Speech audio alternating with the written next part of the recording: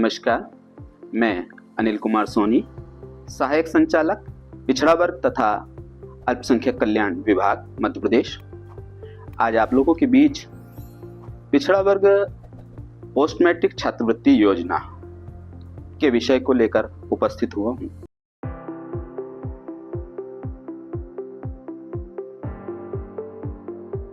तो सर्वप्रथम हम ये जानने की कोशिश करेंगे कि यह छात्रवृत्ति योजना क्या है और इस योजना के लिए क्या पात्रताएं होंगी। जो हितग्राही विद्यार्थी हैं वो कैसे इस छात्रवृत्ति योजना के लिए आवेदन कर सकते हैं, इस विषय पर हम यहाँ विस्तृत चर्चा आप लोगों के बीच करेंगे। चूंकि यह मॉड्यूल बहुत महत्वपूर्ण है, तो इस मॉड्यूल के माध्यम से इन सब जानकारियों के बाद हम अंततः ये कोशिश करेंगे जानने की कि हमने क्या लर्निंग हमारा ऑब्जेक्टिव था और हम उस चीज को कहां तक सीख पाए। पाठ्यक्रम की रूपरेखा मॉड्यूल 1। इस मॉड्यूल में हम ये देखेंगे कि पिछड़ा वर्ग पोस्ट मैट्रिक छात्रवृत्ति के लिए पात्रता में मध्य प्रदेश का निवास, जाति सूची, 75% उपस्थिति और 3 लाख तक आय शामिल है और विद्यार्थी को केवल एक छात्रवृत्ति मिल सकती है। मॉड्यूल 2। इस मॉड्यूल में हम ये देखेंगे कि छात्रवृत्ति के लिए समान चरण में दूसरे पाठ्यक्रम में प्रवेश लेने पर पात्रता नहीं होती और पैरामेडिकल पाठ्यक्रम के लिए परीक्षा में सम्मिलित होना जरूरी है। मॉड्यूल 3। इस मॉड्यूल में हम समझेंगे कि छात्रवृत्ति में विद्यार्थियों को शुल्क और भत्ते की प्रतिपूर्ति उनके आधार लिंक बैंक खाते में की जाती है। मॉड्यूल 4। इस मॉड्यूल में हम ये देखेंगे कि केंद्रीय और शासकीय संस्थानों में पूरी फीस मिलती है, जबकि निजी संस्थानों में शासकीय संस्थान की समान फीस दी जाती है। मॉड्यूल 5। इस मॉड्यूल में हम ये देखेंगे कि पिछड़ा वर्ग छात्रवृत्ति में शासकीय और निजी संस्थानों में फीस प्रतिपूर्ति होती है और इंजीनियरिंग मेडिकल छात्रों को पूरी फीस मिलती है।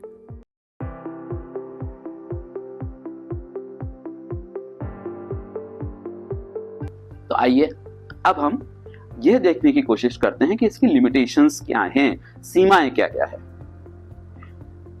अगर कोई विद्यार्थी मान लीजिए एक चरण में अपनी शिक्षा का चरण उत्तीर्ण करता है और उसके बाद यदि वह समान चरण में किसी अन्य पाठ्यक्रम में प्रवेश लेता है तो वह छात्रवृत्ति के लिए पात्र नहीं होगा। मतलब इसको हम सहज शब्द में समझने की कोशिश करें तो जैसे मान लीजिए कोई विद्यार्थी है, वो बीए करता है ना, और बीए के बाद में वह यदि बीकॉम करता है तो वह उस योजना में पात्र नहीं होगा, क्योंकि दोनों समान चरण हैं, दोनों स्नातक स्तर के चरण हैं, दोनों के लिए अर्हतादायी परीक्षा समान है, 12th है ना। इसलिए ऐसी स्थिति में विद्यार्थी केवल एक ही चरण में लाभ ले सकेगा।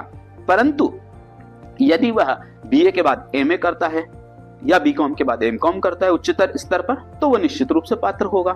तो यहाँ हमें यह ध्यान देना होगा कि विद्यार्थी एक समान चरण में यदि कोई दूसरी परीक्षा देता है और किसी दूसरे पाठ्यक्रम में प्रवेश लेता है तो वह पात्र नहीं होगा। साथ ही साथ अगर हम अगले बिंदु की ओर दृष्टिपात करें तो देखेंगे कि विद्यार्थी जिन्होंने कला, विज्ञान या वाणिज्य से स्नातक पूर्व अंडर ग्रेजुएशन यूजी या स्नातकोत्तर पीजी या तो परीक्षा उत्तीर्ण की है या अनुत्तीर्ण की है, तो ऐसे विद्यार्थियों के लिए एक अवसर है कि वो किसी मान्यता प्राप्त व्यावसायिक या तकनीकी पाठ्यक्रम, प्रमाण पत्र हो सकता है, वह डिप्लोमा हो सकता है या डिग्री हो सकती है, में वह प्रवेश लेता है तो ऐसी स्थिति में वह छात्रवृत्ति हेतु पात्र होगा। मतलब कहने को अगर हम इसको बहुत सहज शब्द में समझने की कोशिश करें तो चूंकि कला, विज्ञान और वाणिज्य ये तीनों सब्जेक्ट जो है हमारे सामान्य विषय हैं, इनको हम कह सकते हैं ये गैर व्यावसायिक हैं।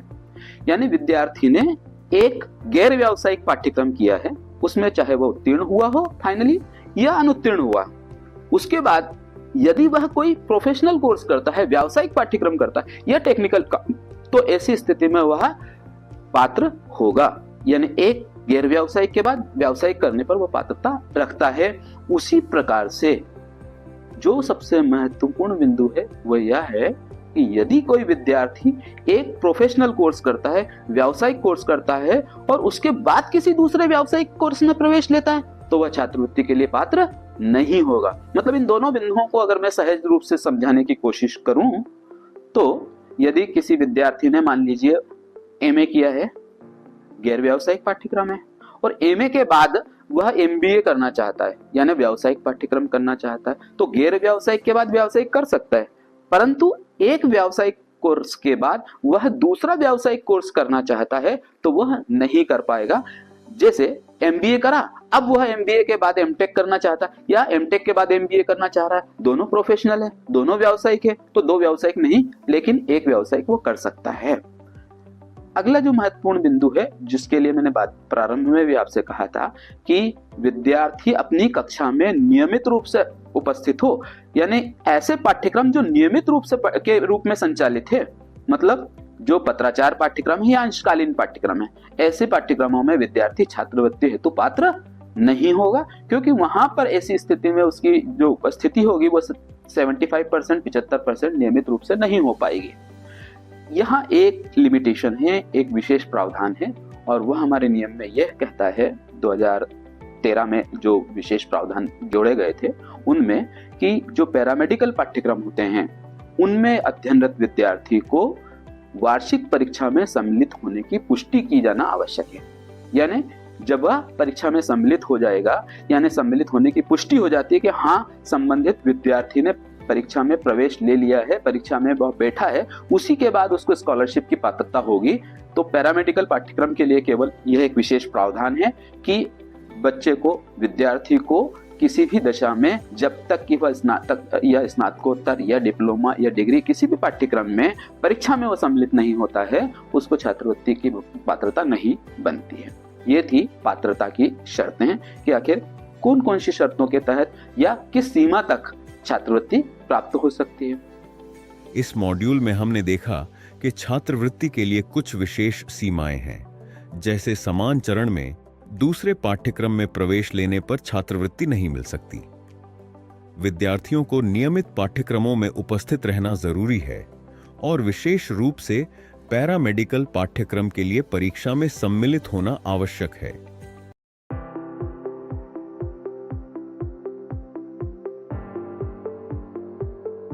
आइए अब हम इसके अगले मॉड्यूल पे चलते हैं और वो है छात्रवृत्ति की दर, that is rate of scholarship. Rate of scholarship का मतलब पहले हम समझ लें कि वास्तव में स्कॉलरशिप का मतलब क्या होता है। स्कॉलरशिप या विद्यार्थी को मिलने वाली छात्रवृत्ति का सीधा सीधा अर्थ है कि जो विद्यार्थी किसी भी शासकीय या अशासकीय शिक्षण संस्था में अध्ययनरत है, तो जब वह वहां पर अपनी शिक्षण शुल्क देता है, वह वहां पर परीक्षा शुल्क देता है, वह नामांकन शुल्क देता है, वह पंजीयन शुल्क देता है और अन्य प्रकार की कई शुल्कें वहां पर देता है, तो ऐसी स्थिति में उनका प्रतिभुगतान छात्रवृत्ति के रूप में सरकार करती है। तो क्या क्या दिया जाएगा, क्या नहीं दिया जा सकता, इन पर हम चर्चा करेंगे। तो मूल रूप से इसके 3 कंपोनेंट होते हैं। पहला कंपोनेंट होता है शिक्षण शुल्क, दैट इज ट्यूशन फीस। दूसरा होता है परीक्षा शुल्क, ये अनिवार्य घटक है, तो ट्यूशन फीस और एग्जाम फीस, शिक्षण और परीक्षा। तीसरा जो महत्वपूर्ण है वह है अदर फीस, अन्य शुल्क। तो अन्य शुल्क के लिए क्या होगा, तो इसके लिए विभाग के जो नियम हैं 2003 में जारी किए गए विभागीय नियम या 2013 के नियम अगर हम देखें और 2018 के कमोबेश संशोधित नियम, तो विभागीय जो शुल्क निर्धारण के लिए नियम है उसकी कंडिका क्रमांक 5.3 को अगर आप देखेंगे तो उसमें स्पष्ट रूप से अंकित है कि हम कौन कौन सी फीस दे सकते हैं। तो फीस के अंतर्गत विद्यार्थी को अन्य फीस के अंतर्गत नामांकन शुल्क दी जाएगी, उसको परीक्षा फीस दी जाएगी, उस विद्यार्थी को वहां पर लाइब्रेरी शुल्क मिल सकेगी, लेबोरेटरी की शुल्क मिल सकती है, उसके अलावा अन्य आवश्यक स्वास्थ्य से संबंधित शुल्क हो सकती है, कुछ फीस होगी। और उसमें एक शर्त सबसे महत्वपूर्ण है कि वे शुल्क जो गैर वापसी योग्य होगी, यानी नॉन रिफंडेबल फीस अन्य फीस के अंतर्गत आएंगी, लेकिन जो वापसी योग्य शुल्क होगी, जैसे उदाहरण के रूप में अगर हम बात करें कॉशन मनी अवधान राशि की, तो वह शुल्क के रूप में रिम्बर्स नहीं होगी। यहाँ पर यह महत्वपूर्ण ध्यान रखने की बात है कि किसी भी दशा में कॉशन मनी को शुल्क में नहीं जोड़ा जाता। क्योंकि वो वापसी योग्य होती है। इसी प्रकार से विकास शुल्क है या अन्य कोई ऐसी शुल्क है जो किसी पर्टिकुलर फंक्शन के लिए ली जा रही हो, तो ऐसी शुल्कें जो नियमित प्रकृति की नहीं होती है वह शुल्क इनको विद्यार्थियों को यहाँ देय नहीं होती है। तो हमारे 3 कंपोनेंट हुए। सबसे पहला कंपोनेंट है हमारा शिक्षण शुल्क, दूसरा है परीक्षा शुल्क और तीसरा है अन्य शुल्क। अन्य शुल्क का निर्धारण 5.3 जो नियम मैंने आपको बताया उसमें होगा और उसके अंतर्गत कौन कौन से घटक होंगे, तो वे समस्त फीस जो कैसी होगी, नॉन रिफंडेबल फीस होगी, अनिवार्य शुल्कें होगी और गैर वापसी योग्य होगी।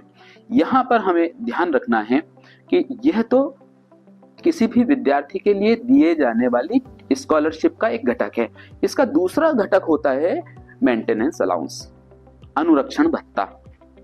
प्रत्येक विद्यार्थी को शासन ये मानती है कि अपने शुल्क के अतिरिक्त भी स्वयं के खर्च के लिए कुछ पैसे राशि की आवश्यकता होती है, तो उसको अनुरक्षण भत्ता कहा जाता है। वास्तव में अनुरक्षण भत्ते को मूल रूप से 2 भागों में बांटा गया है।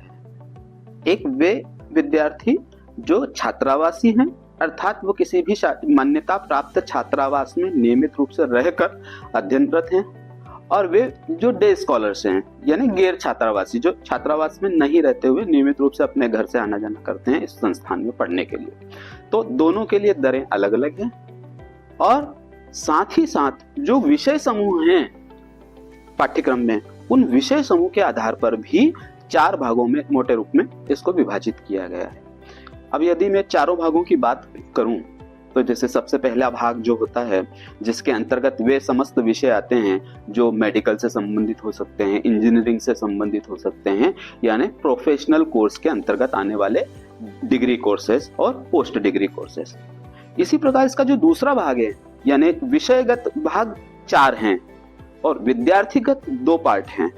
तो हम विषयगत बात कर रहे थे कि प्रथम भाग जिसमें विद्यार्थी किस पाठ्यक्रम में होगा, किसी भी व्यावसायिक या तकनीकी पाठ्यक्रम में, है ना, जैसे एमबीबीएस में हो सकता है, वो इंजीनियरिंग में हो सकता है। तो इस तरह के जितने भी degree post graduate degree courses हैं उनको हम प्रथम भाग में लेते हैं। वहीं दूसरे भाग में हम व्यावसायिक और तकनीकी पाठ्यक्रमों के डिप्लोमा कोर्सेज और सर्टिफिकेट कोर्सेज को लेते हैं। मान लीजिए एग्जाम के रूप में, मान लीजिए पॉलिटेक्निक डिप्लोमा अगर कोई विद्यार्थी कर रहा है तो इस ग्रुप में आएगा। कोई ऐसा कोर्स है जैसे पैरामेडिकल का कोर्स कर रहा है, सर्टिफिकेट कोर्स हो सकता है उसका या डिप्लोमा कोर्स हो सकता है, तो वो द्वितीय ग्रुप में आएगा।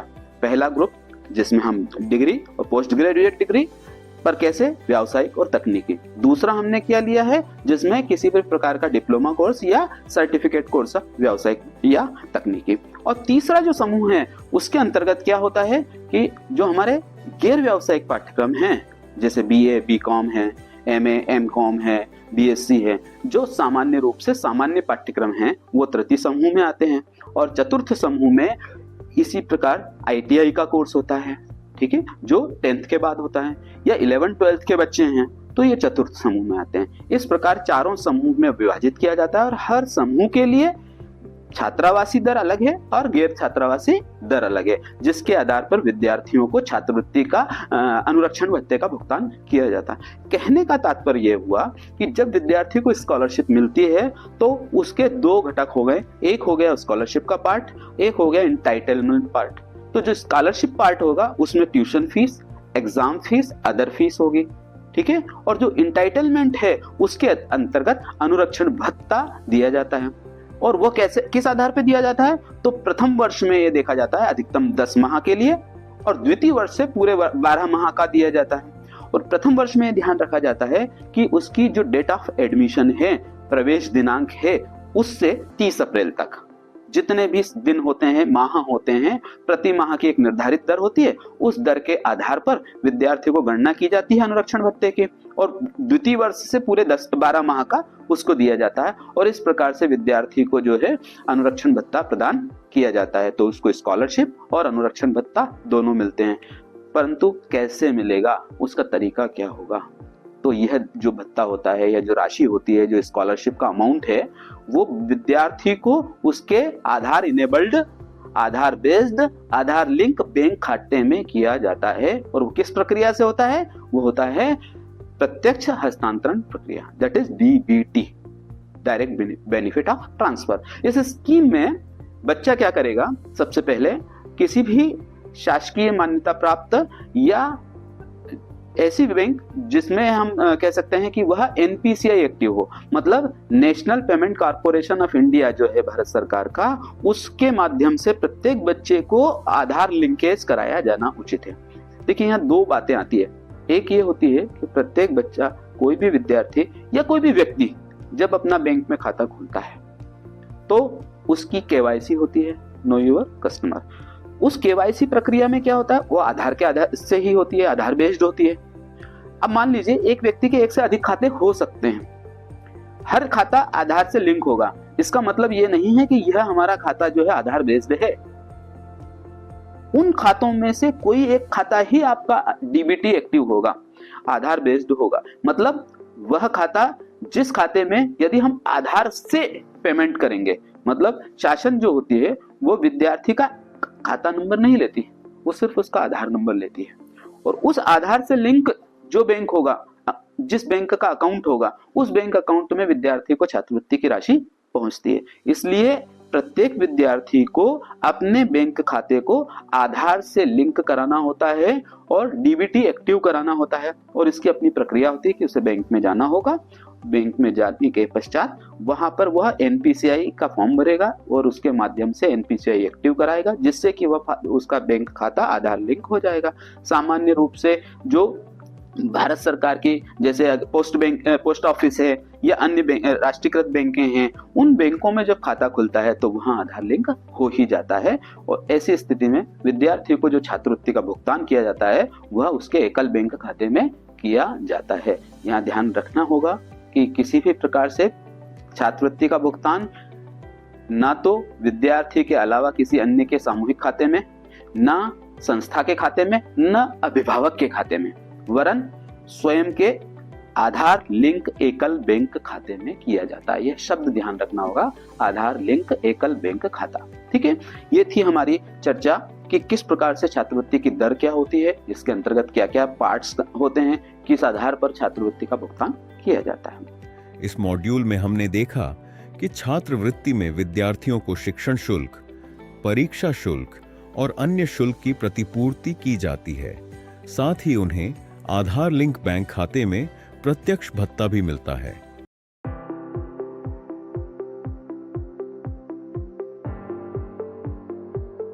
अब ये तो हो गई हमारी बात, लेकिन अब हमारी प्रक्रिया को भी हम समझने की कोशिश करेंगे कि छात्रवृत्ति हम जो दे रहे हैं बच्चों को वह कैसे दे रहे हैं।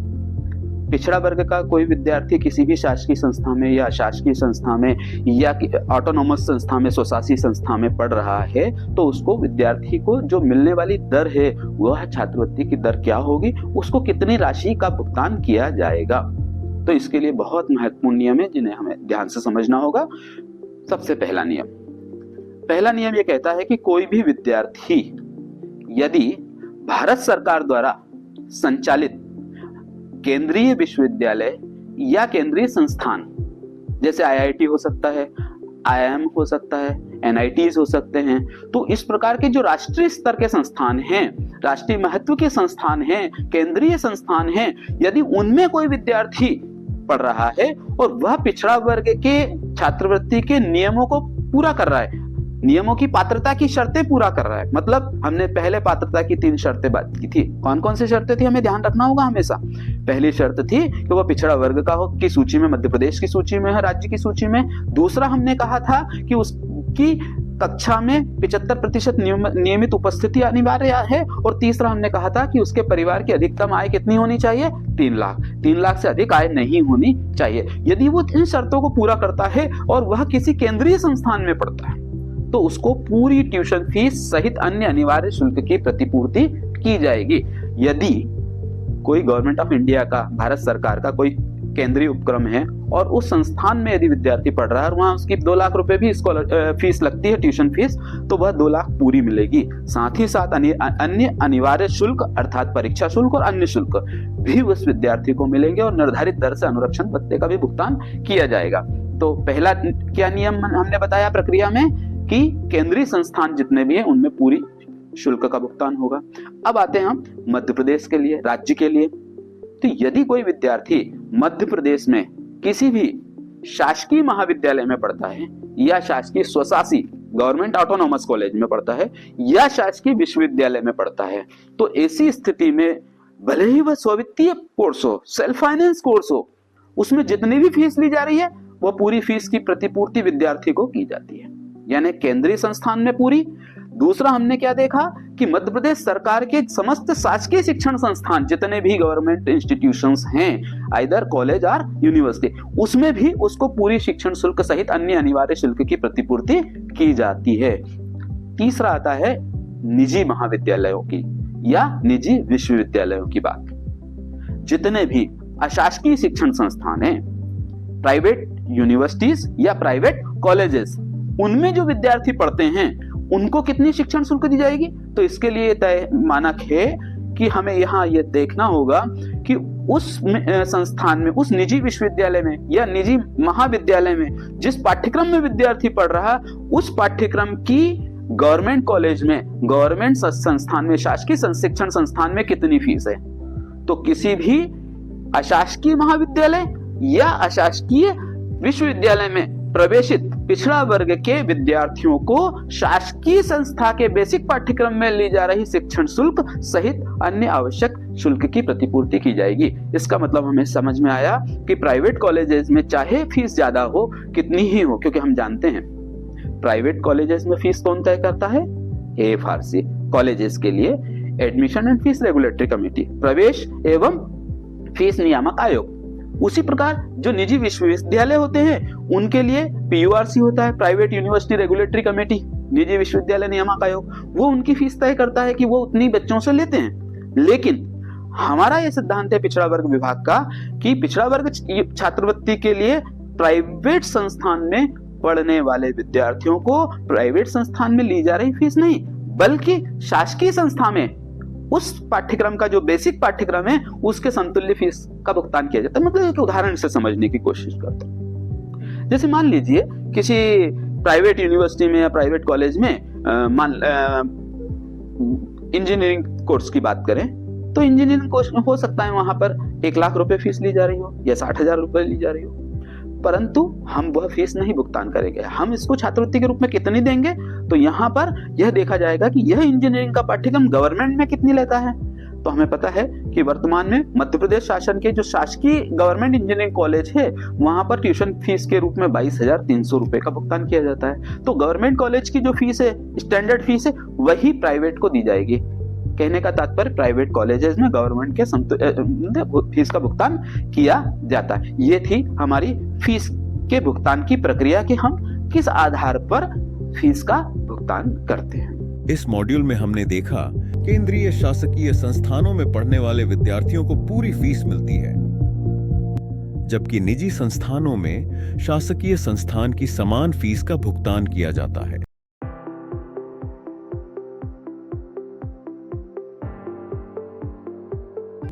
अब एक बहुत महत्वपूर्ण चीज आती है और वो है शासन द्वारा छात्रवृत्ति भुगतान के लिए कुछ विशेष प्रावधान किए गए हैं।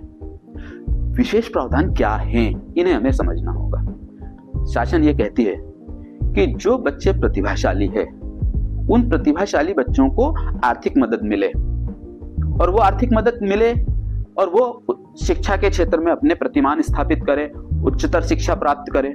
इसके लिए मध्य प्रदेश शासन ने एक जो है अपने संकल्प में दोहराया था कि जितने भी विद्यार्थी जो किसी अच्छे संस्थान में इंजीनियरिंग कर रहे हैं, BE कर रहे हैं या BTech कर रहे हैं, और वो कैसे चयनित होते हैं, यदि वे JEE के माध्यम से चयनित होते हैं, जो प्रवेश परीक्षा, प्रवेश एवं पात्रता परीक्षा है JEE, उस परीक्षा में यदि विद्यार्थी की रैंक 1.5 लाख तक भी है, 1.50 लाख, यदि 1.5 लाख तक कोई रैंक प्राप्त करता है JEE के माध्यम से, और वह किसी निजी विश्वविद्यालय या निजी महाविद्यालय में प्रवेश लेता है इंजीनियरिंग कॉलेज में, तो उसको पूरी ट्यूशन फीस दी जाएगी जितने की वह उस संस्थान में पे कर रहा है। यानी यहाँ पर वह नियम से शिथिलता मिल गई। अभी हमने क्या कहा था कि प्राइवेट कॉलेजेस में गवर्नमेंट के बेसिक के बराबर दी जाएगी, लेकिन यहाँ प्राइवेट कॉलेज में पूरी फीस दे दी जाएगी, भले ही वह 2 लाख रुपए हो। क्यों? क्योंकि उस विद्यार्थी ने अपने आप को प्रूव किया है। यदि उसकी रैंक कितनी होनी चाहिए JEE में, 1.50 लाख, यदि ऑल इंडिया रैंक उसकी 1.5 लाख तक है और वह किसी मान्यता प्राप्त इंजीनियरिंग कॉलेज में प्रवेश लेता है, चाहे वो निजी महाविद्यालय क्यों ना हो, तो उसे पूरी फीस का भुगतान वहां पर किया जाता है। ये थी इंजीनियरिंग के लिए। इसी प्रकार से मेडिकल फील्ड में भी बच्चों के लिए प्रावधान किए गए हैं। क्या प्रावधान है कि यदि कोई विद्यार्थी, प्रतिभाशाली विद्यार्थी एमबीबीएस पाठ्यक्रम में प्रवेश लेता है, अब हम जानते हैं कि मध्य प्रदेश में या राष्ट्रीय स्तर पर हम देखें एमबीबीएस पाठ्यक्रम में प्रवेश नीट परीक्षा के माध्यम से होता है। तो जो विद्यार्थी नीट परीक्षा के आधार पर किसी भी मेडिकल कॉलेज में प्रवेश लेता है, चाहे वह शासकीय हो या अशासकीय हो, उसको पूरी फीस देने के प्रावधान किए गए हैं, बट कुछ सीमा शर्तों के साथ। वो शर्त क्या है? पहले तो हम बात करेंगे कि हम कह चुके हैं शुरू में कि शासकीय संस्थान में हम पूरी फीस देंगे, तो उसके लिए कोई विशेष रूप से प्रावधान की बात नहीं है। लेकिन मध्य प्रदेश सरकार की मेधावी छात्रवृत्ति योजना के जो प्रावधान है उनको हमने एज इट इज एक्सेप्ट किया है, और वहां ये कहा गया है कि ऐसे विद्यार्थी जो किसी शासकीय शिक्षण संस्थान या शासकीय मेडिकल कॉलेजेस में पढ़ते हैं और वह 2 वर्ष का ग्रामीण क्षेत्र में सेवा करने का एक बॉन्ड भरते हैं जिसका मूल्य 10 लाख रुपए होता है, तो ऐसे विद्यार्थी को पूरी ट्यूशन फीस सहित अन्य अनिवार्य शुल्क की प्रतिपूर्ति की जाएगी। यानी कहने का तात्पर्य यह हुआ कि समस्त शासकीय मेडिकल कॉलेजेस में जो बच्चे नीट के माध्यम से प्रवेश लेते हैं एमबीबीएस पाठ्यक्रम में, और यदि वह विद्यार्थी वहां पर 2 वर्ष ग्रामीण क्षेत्र में सेवा देने का 10 लाख रुपए मूल्य का बॉन्ड भरता है, तो उसको वह जो है उस संस्थान में दी जाने वाली जो उस पूरी फीस की प्रतिपूर्ति स्कॉलरशिप के रूप में कर दी जाती है। यहां ध्यान रखने वाली बात है कि 2 वर्ष का जो बॉन्ड हमने लिखा है कि यदि उसका ग्रेजुएशन पूरा हो जाता है, एमबीबीएस पूरा होता है और उसके बाद यदि वह 2 वर्ष ग्रामीण क्षेत्र में सेवा नहीं देता है, तो ऐसी दशा में उसको 10 लाख रुपए शासन को जमा करने होंगे, ठीक है, दंड स्वरूप। इसी प्रकार से प्राइवेट जो जितने कॉलेजेस हैं, उन प्राइवेट निजी महाविद्यालय या निजी विश्वविद्यालय में यह जो सीमा थी वह 5 वर्ष और 25 लाख। मतलब कहने का तात्पर्य यह हुआ कि अब अगर किसी प्राइवेट संस्थान में कोई बच्चा मेडिकल कॉलेज में नीट के माध्यम से एमबीबीएस में प्रवेश लेता है और यदि वह 5 वर्ष के स्थान, मतलब अभी हमने वहां 2 वर्ष की बात की थी गवर्नमेंट में, लेकिन यहाँ कितने वर्ष है? 5 वर्ष। यानी अब विद्यार्थी को 5 वर्ष किसी ग्रामीण क्षेत्र में सेवा देना होगा, और यदि वह सेवा देता है तो उसके लिए उसको कितना बॉन्ड भरना है? यहाँ पर 25 लाख रुपए मूल्य का बॉन्ड भरना होगा। तो हम उसको पूरी फीस देंगे, क्योंकि आप जानते हैं कि जो निजी महाविद्यालय है, मेडिकल कॉलेजेस हैं या निजी मेडिकल यूनिवर्सिटीज है, उनमें नॉर्मली अगर हम देखें तो 10 से 12 लाख 15 लाख रुपए तक की प्रति वर्ष फीस होती है। सरकार उस पूरी फीस को देने के लिए तैयार है, बशर्ते आप 5 वर्ष ग्रामीण क्षेत्र में सेवा दें और साथ ही साथ आपको वहां पर 25 लाख रुपए का बॉन्ड भरना होगा। तात्पर्य यही है कि यदि आप अपने बॉन्ड की शर्तों का उल्लंघन करते हैं, ग्रामीण क्षेत्र में सेवा नहीं देते हैं, तो आपको शासन को 25 लाख रुपए मूल्य जमा करना होगा, अन्यथा आपके विरुद्ध वैधानिक कार्यवाही प्रस्तावित की जा सकती है। तो बंधुओं, ये थी पिछड़ा वर्ग पोस्ट मैट्रिक छात्रवृत्ति योजना की मोटी मोटी रूपरेखा, जिसको हमने आज समझने की कोशिश की थी। ये हमारा एक पूरा लर्निंग ऑब्जेक्ट था। अब अगर इसको पूरे सारांश के रूप में मैं समराइज करूं 2 शब्दों, बहुत कम शब्दों में, तो हमें केवल इतना ध्यान रखना है कि यदि कोई भी विद्यार्थी कक्षा 11वीं 12वीं या स्नातक या स्नातकोत्तर स्तर का या डिप्लोमा या डिग्री या सर्टिफिकेट कोर्स करता है किसी भी शासकीय या अशासकीय शिक्षण संस्थान से मध्य प्रदेश में या मध्य प्रदेश के बाहर भी, और वह मध्य प्रदेश का निवासी है, तो वह छात्रवृत्ति के लिए पात्र होगा। शर्त हमारी इतनी ही है कि उसके परिवार की सकल स्रोतों से आय 3 लाख होनी चाहिए, 3 लाख से ज्यादा नहीं होनी चाहिए, और वह नियमित रूप से अध्ययन करते हुए 75% उसकी अटेंडेंस हो, तो वह छात्रवृत्ति के लिए निर्धारित सीमा शर्तों के अंतर्गत पात्र होगा। और उसको कितनी स्कॉलरशिप मिलेगी? सहज भाव में अगर कहें तो शासकीय संस्थान में पूरी मिल जाती है, लेकिन जो प्राइवेट संस्थाएं होती है वहां शासकीय के बेसिक के आधार पर उनको दी जाती है। इंजीनियरिंग और एमबीबीएस के लिए विशेष प्रावधान है कि यदि इंजीनियरिंग कोर्स में जेईई में 1.5 लाख तक रैंक है आपकी, तो आपको पूरी फीस मिलेगी। और इसी प्रकार एमबीबीएस में यदि आप ग्रामीण क्षेत्र में सेवा देने का बॉन्ड भरते हैं तो आपको पूरी शुल्क की प्रतिपूर्ति की जाएगी। ये हमने एक सारांश रूप में समझने की कोशिश की है। मित्रों, इस मॉड्यूल में हमने देखा कि पिछड़ा वर्ग पोस्ट मैट्रिक छात्रवृत्ति योजना के तहत पात्र विद्यार्थियों को शासकीय और निजी संस्थानों में शुल्क की प्रतिपूर्ति की जाती है और विशेष प्रावधानों के तहत इंजीनियरिंग और मेडिकल छात्रों को पूर्ण शुल्क मिलती है।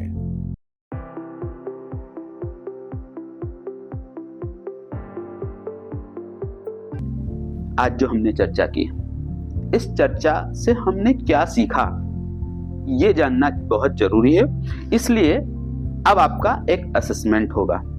उस असेसमेंट के आधार पर यह जानने की कोशिश की जाएगी कि इस नियम को, इस प्रक्रिया को आपने कहां तक अडॉप्ट कर लिया, कहां तक आप समझ पाए हैं। इसके लिए कुछ यहां पर आपको प्रश्न दिए जाएंगे, उन प्रश्नों को आपको समझना है और उन प्रश्नों के विकल्प दिए गए हैं 4-4, उन विकल्पों में से सही विकल्प का चयन करना है आपको और उसके आधार पे आप उनका चयन करके अपना उत्तर अंकित करेंगे, जिससे ये जानने की कोशिश की जाएगी, ये हम समझ पाएंगे कि आप आखिर इस कोर्स को, इस पाठ्यक्रम को कितना सीख पाए हैं।